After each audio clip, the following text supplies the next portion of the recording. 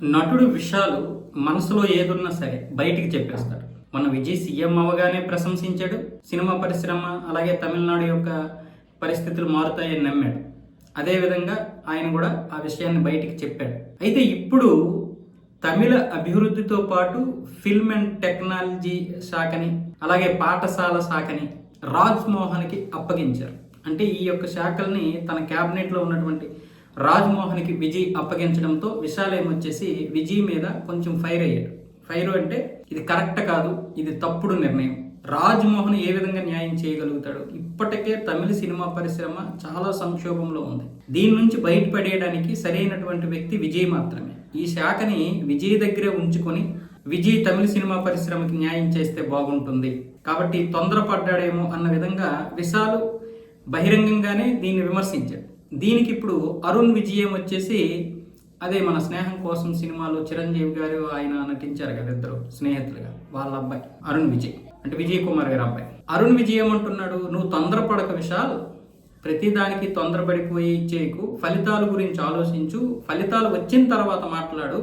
విజయ్ ఏం చేసినా కూడా దానిలో చాలా నిగూఢమైనటువంటి అర్థం ఉంటుంది, లోతైన విశ్లేషణ ఉంటుంది, కాబట్టి తొందరపడిపోయి ఏ నిర్ణయాలు తీసుకోకండి, మాటలు జారకండి అన్న విధంగా అరుణ్ విజయం వచ్చేసి విశాల్కి కౌంటర్ ఇచ్చాడు. అంటే తమిళ సినిమా పరిశ్రమలో ఇప్పటికే అనేక రకాలైనటువంటి సంక్షోభం ఉంది. పన్నుల విషయంలో వాళ్ళు ఇప్పటికే రకరకాలుగా ఉంటారు. ఒకే భారతదేశం, ఒకే పన్ను విధానం ఉంది కదా, దానికి వాళ్ళు విరుద్ధం. పన్ను ఇక్కడ భారతదేశానికి కడతారు, మళ్ళీ సపరేట్గా అక్కడ కూడా పన్ను కడతారు.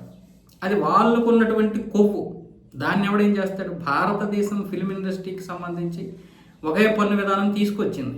కానీ వీళ్ళకేంటి, మరి తమిళ సినిమా పరిశ్రమ, తమిళనాడు అన్నీ అభివృద్ధి చెందాలి కదా, మేమెందుకు మీకు అంత పన్ను ఇస్తామన్న విధంగా వీళ్ళు కూడా సపరేట్గా ఇంకో పన్ను ఏర్పాటు చేసుకున్నారు. అంటే వీళ్ళే ఇష్టం వచ్చినట్లు చేసుకొని మళ్ళీ సినిమా పరిశ్రమ అలాగైపోయింది ఇలాగైపోయింది అంటే విశాల్కి ఇవన్నీ తెలుసు.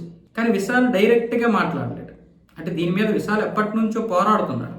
పోరాడినా సరే తన వల్ల ఏం అవ్వదు కదా. మళ్ళీ ఏదైనా గట్టిగా పోరాడితే నువ్వు తమిళనాడుకి వ్యతిరేకం అంటారేమో, అదొక భయం. పైగా విశాల్ ఆంధ్రప్రదేశ్కి చెందినటువంటి వ్యక్తి కాబట్టి ఆచితూచి వ్యవహరించాలి. విజయ్కి ఇవన్నీ తెలుసు. విజయ్కి ఇవేం తెలియకుండా ఉండవు. ఒక అగ్ర కథానాయకుడు రాజకీయాల్లోకి ఇప్పుడు వస్తున్నాడు అంటే ఎప్పటి నుంచో ఆయన మనసులో రాజకీయాల్లోకి వెళ్ళాలని ఉంటుంది కదా. సో ఇవన్నిటి గురించి, సమస్యల గురించి తెలియకుండా ఉండవు. కానీ వాళ్ళు తగిలించుకున్న దాన్ని మళ్ళీ వదిలించుకోలేరు కదా. కాబట్టి ఏదేమైనా సరే వాళ్ళు ఆ జాతీయ భావజాలానికి దూరంగా ఉన్నంత వరకు ఇలాంటివి తప్పదు.